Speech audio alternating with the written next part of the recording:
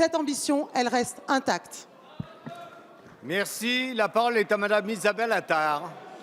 Ma question s'adresse à Madame la ministre du Travail. Depuis 30 ans, des dizaines de réformes législatives ont accru la flexibilité du travail. La courbe du chômage est impitoyable. Aucune de ces lois n'a amélioré la situation des salariés.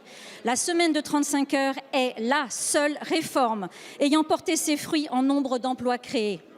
Vous pouvez critiquer, chers collègues, le rapport parlementaire de notre collègue socialiste Barbara Romagnan l'a démontré. La monstrueuse loi El Khomri a été écrite sous la dictée du MEDEF. Les articles inacceptables sont légion. Inversion de la hiérarchie des normes et casse des décennies d'évolution du temps de travail et des congés. C'est pourtant grâce à ces progrès sociaux que la France a les travailleurs parmi les plus efficaces et les plus productifs de la planète. Facilitation des accords offensifs et du licenciement économique. Les patrons voyous n'auront aucune difficulté à placer leurs filiales en pseudo-difficultés économiques pour justifier des licenciements ou faire un chantage au licenciement pour renier les conquis sociaux. Le médecin du travail est un protecteur indispensable. La loi El Khomri en ferait un outil de l'entreprise pour se débarrasser des malades, des invalides et des plus âgés. Votre gouvernement a fait semblant d'écouter en retirant quelques dispositions lors de l'examen en commission. C'était pour mieux ajouter des horreurs, comme l'exonération des cadeaux faits par les employeurs, estimés à 3 milliards par an. Cette loi ne simplifie pas le Code du travail, au contraire. Le groupe de recherche pour un autre Code du travail a fourni un travail remarquable. Nous l'avons déposé sous forme d'une contre-proposition de loi qui favorise l'emploi au lieu d'allonger le temps de travail, qui permet de consacrer son temps libre à autre chose qu'au repos, aux activités familiales, sociales. Cet héritage du Front populaire est essentiel. Madame la ministre, les Français sont dans la rue, les salariés et les dirigeants des petites entreprises refusent vos propositions. Vous n'avez pas de majorité pour voter cette loi. Revenez à la raison et acceptez nos amendements pour faire la seule réforme du travail utile. Merci. La parole est à Madame Myriam El Khomri, ministre du Travail, de l'Emploi, de la formation professionnelle et du dialogue social. Merci, Monsieur le Président. Mesdames et Messieurs les députés, Madame la députée Isabelle Attard, s'il vous plaît, sortons de ces caricatures.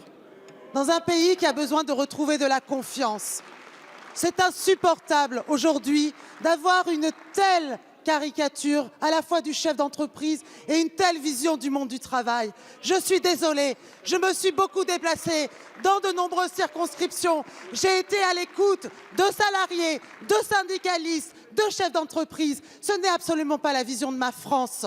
Je suis désolée, vous ne pouvez pas tenir de tels propos. Nous n'envoyons pas les salariés dans la gueule du loup patronal. Nous essayons de développer de nouvelles formes de relations de confiance, de nouvelles formes de régulation sociale. À quoi sert le principe majoritaire pour les accords d'entreprise si ce n'est pas redonner justement un véritable verrou? À quoi sert justement de mettre en œuvre dans le cadre du temps de travail, de développer la négociation? C'est parce que nous croyons à une culture du compromis. Et quelque part, toutes ces caricatures-là montrent finalement que votre seule voie, c'est cette voie du statu quo. Il ne faut rien bouger, il ne faut surtout pas moderniser. Je suis désolée, il ne faut jamais moderniser. C'est insupportable. Dans un pays justement qui sait innover, s'il vous plaît, dans un pays qui sait innover, nous devons impérativement trouver de nouvelles voies pour favoriser cette culture de la négociation. Et nous le faisons justement parce que nous avons une vraie estime en direction des organisations syndicales. Et il nous semble en effet essentiel qu'il est impératif dans notre pays de développer un nouveau contrat social. Cette loi, c'est une loi de progrès. Pourquoi taire le compte personnel d'activité? Pourquoi taire la garantie jeune? Pourquoi taire le droit universel à la formation?